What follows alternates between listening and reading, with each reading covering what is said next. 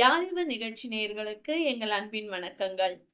உலக செய்திகளை உடனுக்குடன் தெரிந்து கொள்ள அநேக வசதிகள் இன்று நம் கையிலேயே இருக்கின்றது. சில செய்திகளை பார்த்தவுடன் அல்லது கேட்டவுடன் ஆச்சரியப்பட்டோ அல்லது பதட்டமாகவோ பரிதாபமாகவோ நாம் உணர்ச்சி வசப்படுகிறோம். ஆனால் சில நிமிடத்திலேயே மீண்டும் நம்முடைய இயல்பு வாழ்க்கைக்கு திரும்பி அச்செய்தியை நாம் மறந்து விடுகிறோம். சொல்லப்படும் செய்தியானது நேரடியாக நம்முடைய வாழ்க்கையை பாதிக்காத வரை அது வெறும் செய்தியாகவே மறக்கப்படுகின்றது. நேயர்களே, ஒட்டுமொத்த மனிதர்களுடைய வாழ்க்கையிலேயும் மாற்றத்தை ஏற்படுத்தக்கூடிய மிகவும் அவசரமான, அவசியமான ஒரு செய்தியை தான் இன்று நீங்கள் காணப்போகிறீர்கள். அச்செய்தியினை பரிசுத்த வேதாகமத்திலிருந்து உங்களுக்கு பகிர்ந்து கொடுக்க வருகிறார் பாஸ்டர் டேவிட் பர்னபாஸ் அவர்கள். யார் இவர் நேயர்களுக்கு ஆண்டவராகிய இயேசு கிறிஸ்துவின் நாமத்திலே என்னுடைய அன்பான வாழ்த்துக்களை நான் தெரிவித்துக் கொள்கிறேன். இந்த நாளிலும் உங்களை சந்திப்பதில் மிக்க மகிழ்ச்சி அடைகிறேன். ஆண்டுடைய முக்கியமான செய்தியை உங்களோடு கூட நான் பகிர்ந்து கொள்ள விரும்புகிறேன். உலகத்திலே நாம் அறிந்து கொள்ள முடியாத மிக முக்கியமான செய்தியை தேவன் மனிதனோடு கூட பகிர்ந்து கொள்ள விரும்புகிற செய்தியை, உங்களுடைய ஆத்துமாவுக்கு ஆசீர்வாதமாய் இருக்கக்கூடிய செய்தியை உங்களோடு கூட பகிர்ந்து கொள்ள விரும்புகிறேன். நீங்கள் கவனமாய் கேட்க உங்களை அன்போடு கூட அழைக்கிறேன். தேவன் மனிதனுக்காக ஆயத்தம் பண்ணின ஆசீர்வாதம் என்ன என்பதை நான் உங்களோடு கூட பகிர்ந்து கொள்ள விரும்புகிறேன். மனிதனை நேசித்தபடியினாலே மனிதனுக்காக தேவன் ஆயத்தம் செய்த ஒரு ஆசீர்வாதம் உண்டு. அதை பற்றி தான் உங்களோடு கூட நான் பகிர்ந்து கொள்ள விரும்புகிறேன். மத்தேயு சுவிசேஷ நூல் 1வது அதிகாரம் 21வது வசனத்தை நான் உங்களுக்காக வாசிக்க விரும்புகிறேன். கவனிக்கும்படியாய் கேட்டுக்கொள்கிறேன். அவள் ஒரு குமாரனை பெறுவாள், அவருக்கு இயேசு என்று பெயரிடுவாயாக, ஏனெனில் அவர் தமது ஜனங்களின் பாவங்களை நீக்கி அவர்களை ரட்சிப்பார் என்றான் என்று சொல்லி வாசிக்கிறோம். இந்த குறிப்பிட்ட வார்த்தைகளானது தேவதூதன் மரியாளுக்கு நியமிக்கப்பட்ட யோசேப்பினிடத்துல இந்த செய்தியை அவர் அறிவிக்கிறவராக இருக்கிறார். இந்த வசனத்தில் வருகிற இந்த 1வது வாக்கியத்தை நாம் எடுத்துக்கொள்வோமானால், அவள் ஒரு குமாரனை பெறுவாள் என்ற செய்தியானது யோசேப்புக்கு கொடுக்கப்படுகிறதாக சொல்லப்படுகிறதாக இருக்கிறது. அவள் என்று சொல்லும் பொழுது யோசேப்புக்கும் மரியாளுக்கும் நிச்சயதார்த்தம் முடிந்திருக்கிறது. அவர்கள் இன்னும் கூடி வரவில்லை, கணவனும் மனைவியுமாக. அந்த நேரத்திலே மரியாள் கர்ப்பவதியா இருக்கிறாள் என்று சொல்லி யோசேப்பு கேள்விப்பட்டு கலங்கி போகிறான். இது எப்படி நடந்தது, எங்கே தவறு நடந்தது என்று சொல்லி யோசித்து கொண்டிருக்கிற அந்த நேரத்திலே தேவதூதன் யோசேப்பினிடத்திலே தோன்றி சொல்லுகிறான், இது மனித தவறுகளினாலே நடக்கவில்லை, தேவனுடைய திட்டத்தின்படி பரிசுத்த ஆவியினாலே நடந்த ஒரு காரியமாயிருக்கிறது. அதனாலே நீ அச்சப்பட வேண்டிய அவசியமில்லை. அவள் ஒரு குமாரனை பெறுவாள், அவருக்கு இயேசு என்று பெயரிடுவாயாக, ஏனெனில் அவர் தமது ஜனங்களின் பாவங்களை நீக்கி ரட்சிப்பார் என்று சொல்லி அங்கே தேவதூதன் சொல்லுகிறதாக நாம் இந்த வசனத்திலே பார்க்கிறோம். இதே காரியத்தை தேவதூதன் மரியாளிடத்திலும் சொல்லுகிறார். லூக்கா 1வது அதிகாரத்திலே நாம் வாசிக்கும் பொழுது 31வது வசனத்தில் இப்படியாக வாசிக்கிறோம், இதோ நீ கர்ப்பவதியாகி ஒரு குமாரனை பெறுவாய், அவருக்கு இயேசு என்று பெயரிடுவாயாக என்று சொல்லி தேவதூதன் மரியாளிடத்திலும் சொல்லுகிறார். மரியாளுக்கு இப்பொழுதுதான் நிச்சயதார்த்தம் முடிந்திருக்கிறது. அவர்கள் இன்னும் கணவனும் மனைவியுமாக கூடி வரவில்லை. அதனாலே மரியாள் தேவதூதனை நோக்கி கேட்கிறாள், இது எப்படி ஆகும், நான் இன்னும் புருஷனை அறியேனே என்று சொன்ன பொழுது மரியாளிடத்திலும் தேவன் சொல்லுகிறார், இது மனிதனாலே உருவாகிற காரியம் அல்ல, தேவனுடைய வல்லமை உன்மேலே நிழலிடும், அப்பொழுது உன்னிடத்திலே ஒரு குழந்தை உருவாகும், அந்த குழந்தை தேவனுடைய குமாரன் எனப்படும் என்று சொல்லி தேவதூதன் அழகாக விவரிக்கிறதை பார்க்கிறோம். மரியாளிடத்திலே நீ ஒரு ஆண் பிள்ளையை பெறுவாய் என்று சொல்லி சொல்லுகிறான். அப்படியானால் மரியாளுக்கும் இந்த காரியம் நடக்க போகிறது தெரியாது. மரியாளும் யோசேப்பு திட்டமிட்டு செய்த ஒரு காரியம் இல்லை. யோசேப்பினிடத்திலும் தூதன் வந்து சொல்லுகிறான், அவள் ஒரு குமாரனை பெறுவாள் என்று சொல்லி. அப்படியானால் யோசேப்புக்கும் இந்த விஷயம் நடக்க போகிறது தெரியாது. தேவ தூதன் தான் யோசேப்புக்கு சொல்லுகிறான். அப்படியானால் ஒரு காரியத்தை புரிந்து கொள்ள முடிகிறது. இந்த குழந்தையானது பிறக்கிறதே, அந்த குழந்தையானது மரியாளும் யோசேப்பும் திட்டமிட்டு பிறந்த குழந்தை அல்ல. பதிலாக தேவன் மனிதனுக்காக ஆயத்தம் பண்ணின ஒரு குழந்தையாக இருக்கிறது என்பதை, தேவன் மனிதனை ஆசிர்வதிக்கும்படியாக, மறுபடியுமாய் மனிதனை தன்னோடு கூட சேர்க்கும்படியாக தேவன் ஆயத்தம் பண்ணின ஒரு காரியமாக இருக்கிறது. இது இந்த இடத்தில் மட்டுமல்ல, மனிதன் எப்பொழுது பாவம் செய்தானோ அந்த இடத்தில் தானே தேவன் மனிதனுக்கு ஒரு காரியத்தை சொல்லிவிட்டார். பரிசுத்த வேதாந்தனுடைய முதலாவது புஸ்தகம் ஆதியாகமம் 3வது அதிகாரம் 15வது வசனத்தை நாம் வாசிக்கும் பொழுது இப்படியாக நாம் வாசிக்கிறோம். அதை நான் உங்களுக்காக வாசிக்கிறேன், பாருங்கள். மிகவும் கவனமாக கவனியுங்கள். நான் ஏற்கனவே சொன்னேன், தேவன் மனிதனுக்காக ஆயத்தம் பண்ணின ஒரு ஆசீர்வாதம் என்பதை பற்றி தான் உங்களோடு கூட பேசுகிறேன் என்று சொன்னேன். தேவன் ஆயத்தம் பண்ணினது, மனிதன் ஆயத்தம் பண்ணினதல்ல. என்னுடைய தகப்பன் ஆயத்தம் பண்ணினதல்ல.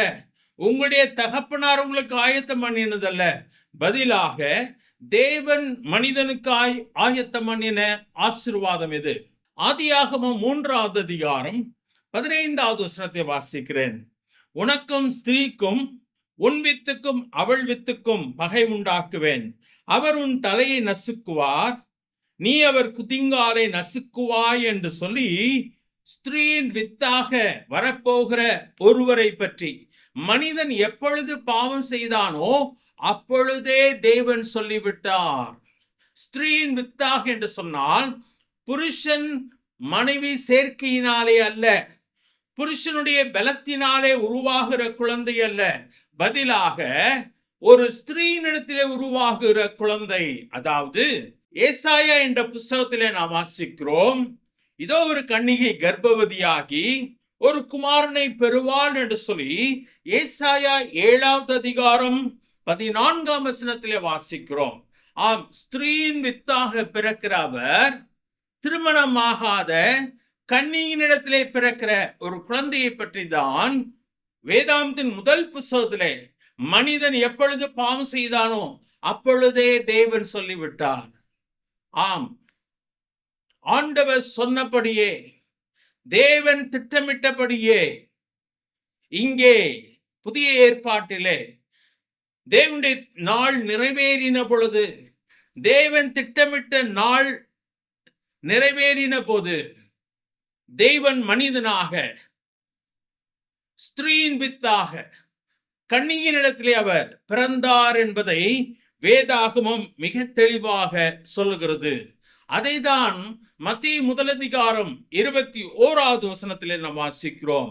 அவள் ஒரு குமாரனை பெறுவாள் என்று சொல்லி மரியாளுக்கோடு கூட நிச்சயதார்த்தம் முடித்திருந்த யோசேப்பினிடத்திலே தேவன் சொல்லுகிறார். பிரியமானவர்களே, இந்த காரியத்தை நீங்கள் கவனிப்பீர்களானால் தேவனே மனிதனுக்காக ஆயத்தம் பண்ணின ஒரு காரியத்தை நீங்கள் பார்க்க முடியும். ஒரு குழந்தை வேண்டும் என்று சொன்னால் கணவனும் மனைவியும் யோசித்து தங்களுக்கு ஒரு குழந்தை வேண்டும் என்பதற்காக திட்டமிட்டு ஒரு குழந்தையை பெறுகிறார்கள். ஆனால் இந்த வேதாந்தத்திலே வாசிக்கிற இந்த குழந்தையானது தேவன் மனிதனுக்காக திட்டமிட்ட ஒரு காரியமாக இருக்கிறது. இதை மனதிலே வைத்துக் கொள்ளுங்கள். இந்த வசனத்தினுடைய 2வது பகுதிக்கு 2வது வாக்கியத்துக்கு நாம் செல்ல போகிறோம். முதல் வாக்கியம் என்ன சொல்லிட்டு, அவள் ஒரு குமாரனை பெறுவாள் என்று சொல்லி வாசிக்கிறோம். ஆம், மரியாள் கன்னிகையாய் இருந்த அவள் ஒரு குமாரனை பெற்றெடுத்தாள். அவளுடைய பலத்தினால் அல்ல, அல்லது யோசேப்பினுடைய பலத்தினால் அல்ல, தேவனுடைய வல்லமையினாலே அந்த குழந்தை இந்த பூமியிலே பிறந்தது. 2வது காரியமாக இங்கே பார்க்கும் பொழுது, அவருக்கு இயேசு என்று பெயரிடுவாயாக என்று சொல்லி மரியாளிடத்திலே சொன்னது போலவே யோசேப்பினிடத்திலும் ஆண்டவர் சொல்லுகிறார். மரியாளிடத்திலும் அதை தான் சொல்கிறார். நீ ஒரு குமாரனை பெறுவாய், அவருக்கு இயேசு என்று பெயரிடுவாயாக என்று சொல்லி, இங்கே யோசேப்பிடத்தில் ஆண்டவர் சொல்கிறார், அவள் ஒரு குமாரனை பெறுவாள், அவருக்கு இயேசு என்று பெயரிடுவாயாக என்பதை தேவன் சொல்லுகிறதை பார்க்கிறோம். மரியாளும் யோசேப்பும் பேசி ஒரு பெயரை தெரிந்தெடுக்கவில்லை. பதிலாக தேவன் இந்த உலகத்திற்கு பரிசாய் கொடுக்கிற ஒரு குழந்தையின் பெயர் என்னவாக இருக்க வேண்டும் என்பதை ஆண்டவரே அவர் சொல்லுகிறவராக இருக்கிறார். இயேசு என்ற பெயருக்கு என்ன அர்த்தம்? வேதாந்தத்திலே வாசிக்கும் பொழுது மேசியா என்ற அர்த்தம். மேசியா என்று சொன்னால் ரட்சகர் என்று சொல்லி அர்த்தம், ரட்சிப்பவர் என்று சொல்லி அர்த்தம். ரட்சிப்பவர் என்று சொன்னால் காப்பாற்றுபவர் என்று சொல்லி அர்த்தம். இதுதான் வேதாந்தத்திலே தெளிவாய் சொல்லப்பட்டிருக்கிறது. இயேசு என்ற ஒரு பெயர் அழைக்கப்படும்படியாக மட்டும் கொடுக்கப்படவில்லை, அது காரண பெயராக கொடுக்கப்பட்டது. அவர் இந்த பூமியிலே வந்து என்ன செய்ய போகிறார் என்பதை வெளிப்படுத்தும்படியாக அந்த பெயர் அங்கே கொடுக்கப்பட்டது. அவர் மேசியாவாக, இரட்சகராக, ரட்சிப்பவராக, காப்பாற்றுபவராக இந்த பூமியிலே தேவனாலே கொடுக்கப்பட்டார். எதிலிருந்து மனிதனை காப்பாற்றும்படியாக? மனிதனின் பாவத்திலிருந்து மனிதனை காப்பாற்றும்படியாக அவர் இந்த பூமியிலே இரட்சகராக மனிதனுக்கு கொடுக்கப்பட்டார். தேவனால் கொடுக்கப்பட்ட குழந்தை என்று சொன்னேன். அந்த குழந்தைக்கு இயேசு என்று பெயரிட வேண்டும் என்பதை தேவனே சொல்லிவிட்டார். இயேசு என்ற பெயருக்கு அர்த்தம் அவர் தம்முடைய ஜனங்களின் பாவங்களை நீக்கியவர்களை ரட்சிப்பார் என்பதாகும். பாவம் என்று சொன்னால் என்ன என்பதை நாம் புரிந்து கொள்ள வேண்டும். இன்றைக்கு மனிதன் பாவத்தை பற்றி அதிகமாய் கவலைப்படுவதில்லை, எதையுமே பாவம் என்று கூட ஒத்துக்கொள்வதில்லை. பொய் சொல்வதை பாவமாக எண்ணுவதே கிடையாது. திருடுவதை, கொள்ளையடிப்பதை, லஞ்சம் வாங்குவதை, விபச்சாரம் செய்வதை, அநேக விதமான தீய பழக்கங்களை கூட இன்றைக்கு மனிதன் அதை சகஜமாக எடுத்துக்கொள்ளுகிறவனாக காணப்படுகிறான். மனிதனின் வாழ்க்கையிலே அதை இலேசாக, இலகுவாக அதை பார்க்க பழக ஆரம்பித்து விட்டான். ஆனால் பாவம் என்று சொன்னால் சட்டத்தை மீறுவதே பாவமாகும். ஒரு கோட்டை கிழித்து விட்டு அதை தாண்டாதே என்று சொல்லி இருக்கும் பொழுது ஒரு மனிதன் தான் அந்த கோட்டை வேண்டுமென்றே தாண்டுவானானால் அதுதான் குற்றம். சட்டத்தை மீறுவதுதான் குற்றமாயிருக்கிறது. இந்த பாவத்தை யார் செய்தது என்று சொன்னால் முதல் மனிதனாகிய ஆதாம் செய்து விட்டான் என்று சொல்லி இந்த பரிசுத்த வேதாகம் சொல்லுகிறது. அவன் தானே செய்தான் என்று சொன்னால் அவனுடைய வம்சத்திலே வந்த நானும் நீங்களும் இன்றைக்கும் பாவம் செய்கிறவர்களாய் இருக்கிறபடினாலே நாமும் பாவிகள் தான் என்பதை நிரூபித்துக் கொண்டே இருக்கிறோம். இந்த பாவத்தை மனிதன் செய்தபடினாலே இந்த பாவம் மனிதனை தெய்வத்தை விட்டு பிரித்து விட்டது. மனிதன் தன்னை படைத்த தெய்வத்தோடு கூட உறவு கொள்ள முடியாதவனாக அவனை மாற்றிவிட்டது. பிரியமானவர்களே, இதை நீங்களும் நானும் புரிந்து கொள்ள வேண்டும். ஏதோ கிறிஸ்தவ மதத்தின் போதனைகளை பேசிக் கொண்டிருக்கிறோம் என்று சொல்லி நீங்கள் நினைக்க வேண்டாம். மனிதன் தேவனோடு கூட உறவு கொள்ளும்படியாக, தேவனோடு கூட வாழும்படியாக, தேவனோடு கூட ஐக்கியம் கொள்ளும்படியாக படைக்கப்பட்டவன். ஆனால் பாவம் செய்தபடினாலே பாவம் மனிதனை தெய்வத்தை விட்டு பிரித்து விட்டது. மனிதனுடைய சமாதானத்தை அது கெடுத்து விட்டது. இன்றைக்கு மனிதனுக்கு எல்லாமே இருக்கிறது. அவனால எல்லாவற்றையும் வாங்க முடியும், எல்லாவற்றையும் அனுபவிக்க முடியும், தான் நினைத்ததை எல்லாம் அவனால் செய்ய முடியும்.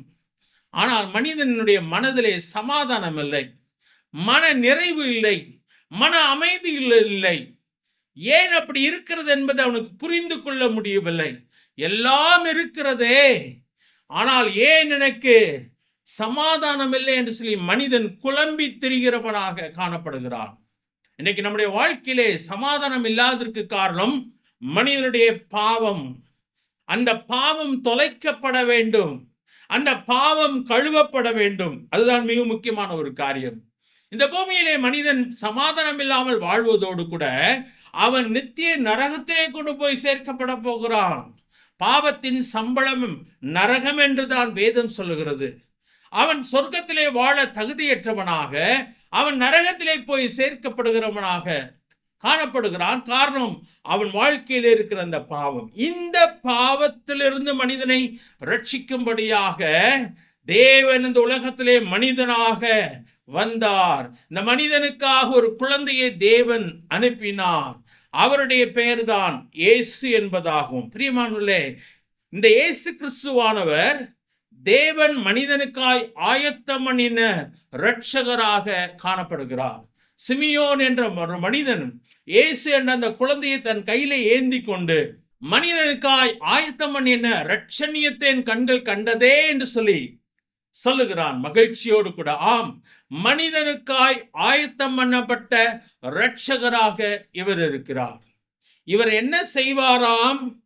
அந்த 21ஆம் வசனத்தினுடைய கடைசி 13வது வாக்கியத்தை நாம் கவனிப்போமானால், அவர் தமது ஜனங்களின் பாவங்களை நீக்கி அவர்களை ரட்சிப்பார் என்று சொல்லி அழகாக வாசிக்கிறோம். பிரியமானவர்களே, இது தேவனால் ஆயத்தமாக்கப்பட்ட குழந்தை என்று சொன்னேன். இரண்டாவதாக, அந்த குழந்தைக்கு இயேசு என்று பெயரிட வேண்டும் என்று ஆண்டவர் மரியாளிடத்திலும் யோசேப்பினிடத்திலும் சொன்னார். இயேசு என்பதற்கு இரட்சகர் என்று பொருள். இரட்சகர் என்று சொன்னான் ரட்சிப்பவர், காப்பாற்றுபவர் என்று பொருள். பாவத்திலிருந்து மனிதனை காப்பாற்றும்படியாக வந்தவர். எப்படி அவர் தம்முடைய ஜனங்களை ரட்சிப்பார் என்று சொன்னால், அவர்கள் ஜனங்களின் பாவங்களை நீக்கி அவர்களை ரட்சிப்பார் என்று சொல்லி இந்த வசனம் அழகாக சொல்கிறது. சிறிய வசனம்தான், அதில் 3 காரியங்களை தெளிவாக பார்க்கிறோம். அந்த 3 காரியங்களும் மிக மிக முக்கியமான ஒன்று.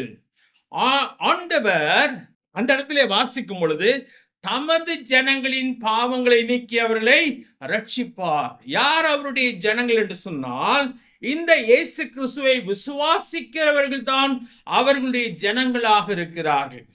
இந்த குழந்தை மனிதனுக்காக தேவனால் அனுப்பப்பட்ட குழந்தை என்றும், இந்த குழந்தை இரட்சகராக அனுப்பப்பட்டார் என்றும், இவர் மட்டுமே மனிதனின் பாவத்தை நீக்க முடியும் என்றும் ஒரு மனிதன் விசுவாசிக்கும் பொழுது அவன் தேவனுடைய ஜனமாக மாறுகிறவனாக இருக்கிறான்.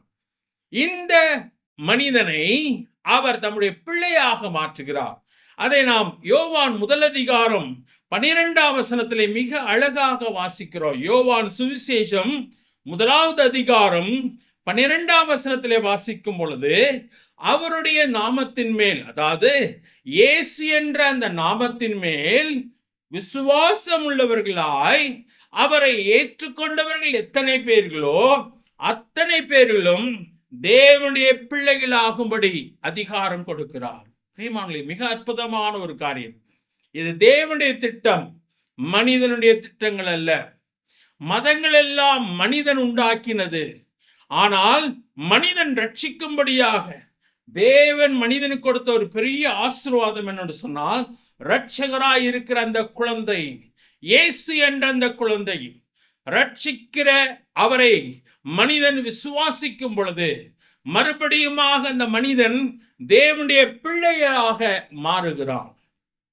இதற்காக தான் இயேசு கிறிஸ்து உலகத்திலே வந்தார். மனிதனுடைய பாவத்தை ஏற்றுக்கொண்டு சிலுவையிலே மரித்தார்.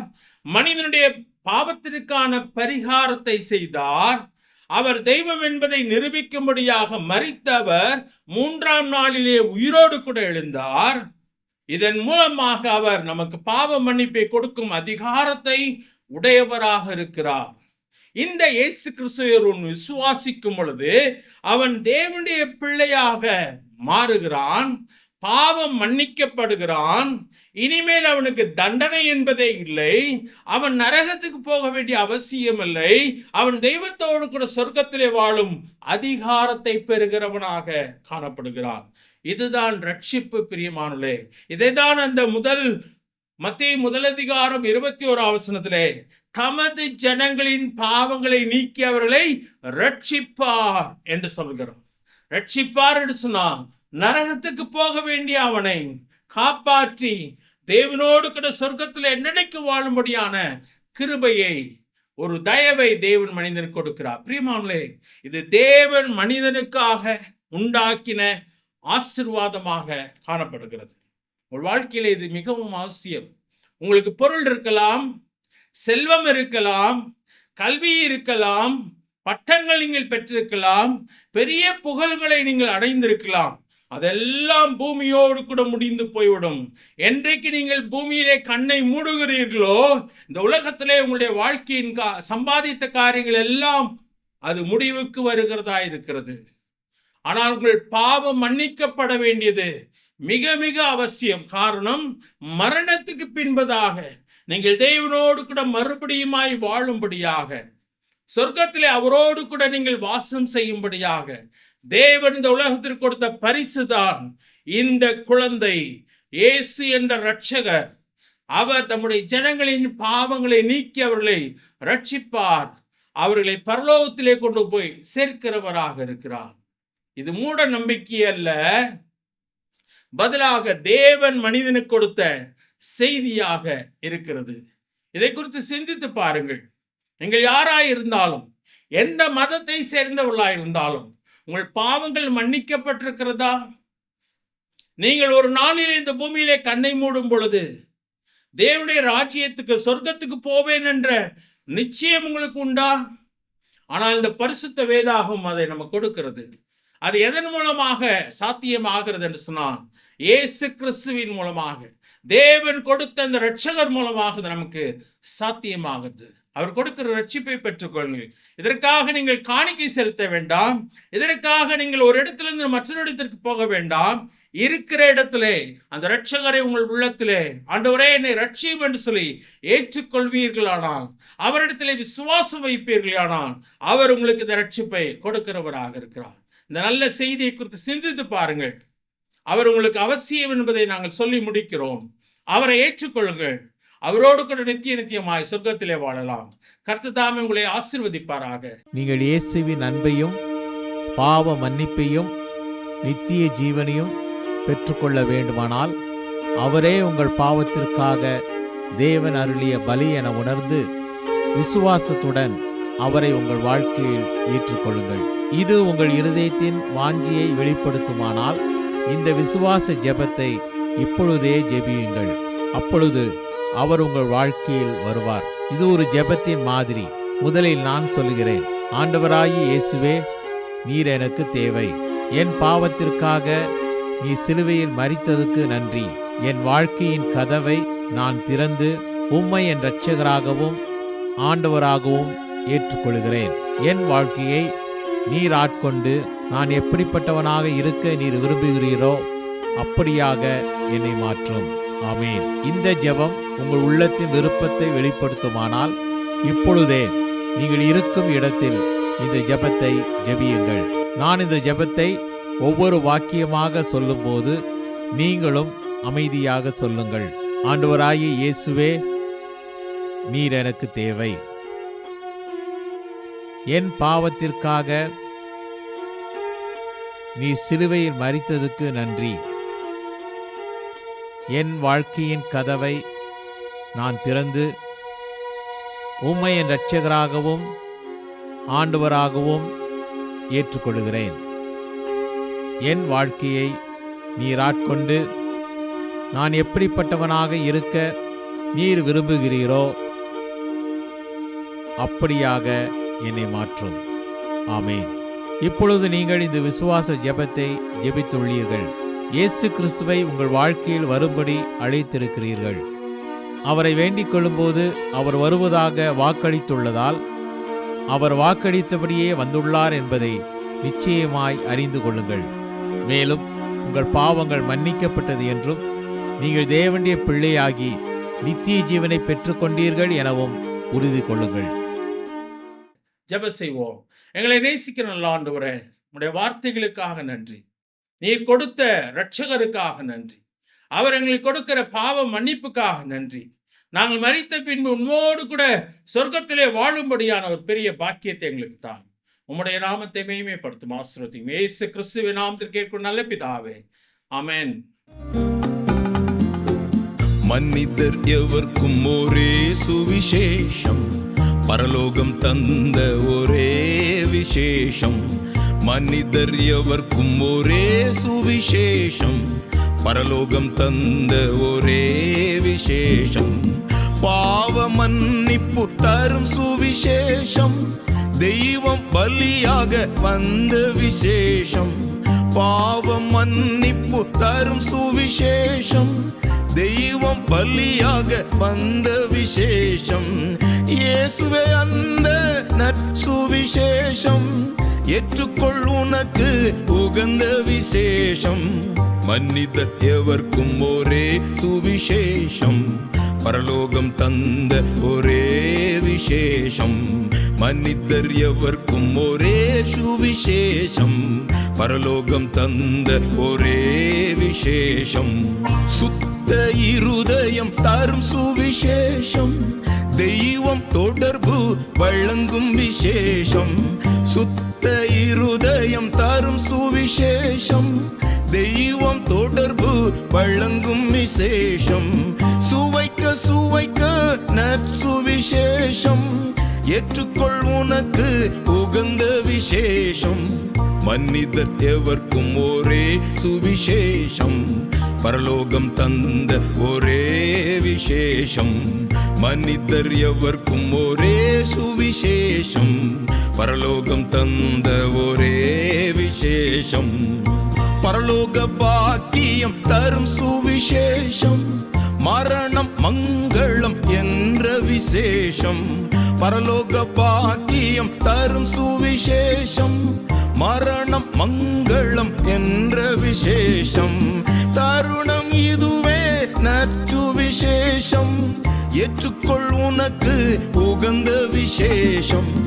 மனிதர் எவர்க்கும் ஒரே சுவிசேஷம், பரலோகம் தந்த ஒரே விசேஷம். மனிதர் எவர்க்கும் ஒரே சுவிசேஷம், பரலோகம் தந்த ஒரே விசேஷம். பரலோகம் தந்த ஒரே விசேஷம். நேயர்களே, விண்ணிலிருந்து வந்த அந்த செய்தி, தேவன் மனிதனாக மனிதனுடைய பாவங்களை போக்க பிறப்பார் என்றும், அது தேவன் மனிதனுக்காக ஆயத்தம் பண்ணின ஆசீர்வாதம் என்றும் இப்பொழுது அறிந்திருக்கிறீர்கள். விண்ணிலிருந்து வந்த அந்த செய்தியானது நிறைவேறியது. ஆம், தெய்வம் விண்ணிலிருந்து மண்ணுக்கு மனிதனாக வந்தார். எல்லா மனிதருடைய பாவத்திற்கான தண்டனையும் தாமே சுமந்து சிலுவையில் ரத்தம் சிந்தி தம் ஜீவனை கொடுத்தார். மரித்து அடக்கம் பண்ணப்பட்டு 3ஆம் நாள் உயிரோடு எழுந்து இன்றும் ஜீவிக்கின்றார். தேவன் ஆயத்தம் பண்ணின அந்த ஆசீர்வாதம் இரட்சகராகிய இயேசு கிறிஸ்துவே. இரட்சகர் இயேசு கிறிஸ்து உங்களுடைய பாவத்திற்காக மரித்தார் என்று நம்பிக்கை வைத்து உங்கள் தவறுகளை அவரிடம் அறிக்கையிட்டு அவரை உங்கள் சொந்த தெய்வமாக ஏற்றுக்கொள்ள நீங்கள் ஆயத்தமாக இருக்கிறீர்களா? சிந்தித்து தீர்மானம் எடுங்கள். உங்களுக்கு கேள்விகள் மற்றும் சந்தேகங்கள் இருந்தால் எங்களோடு தொடர்பு கொள்ளுங்கள். எங்கள் முகவரி: ஒளியும் வாழ்வும் இயக்கம், C26, ஜெய்நகர், திருவெரும்பூர், திருச்சிராப்பள்ளி 620013. அலைபேசி எண் 7598137441 மற்றும் 9487007441. Email ID tv@lala.org.in. நேயர்களே, இன்றைய நிகழ்ச்சியானது உங்கள் வாழ்க்கையில் மாற்றத்தை ஏற்படுத்தக்கூடிய செய்தியாக இருந்திருக்கும் என்று நாங்கள் நம்புகிறோம். இந்நிகழ்ச்சி உங்களுக்கு பயனுள்ளதாக தெரிந்தால் மற்றவருக்கும் பகிருங்கள். ஒளியும் வாழ்வும் இயக்கத்தின் சார்பாக உங்களுக்கு எங்கள் வாழ்த்துக்கள். நன்றி, வணக்கம்.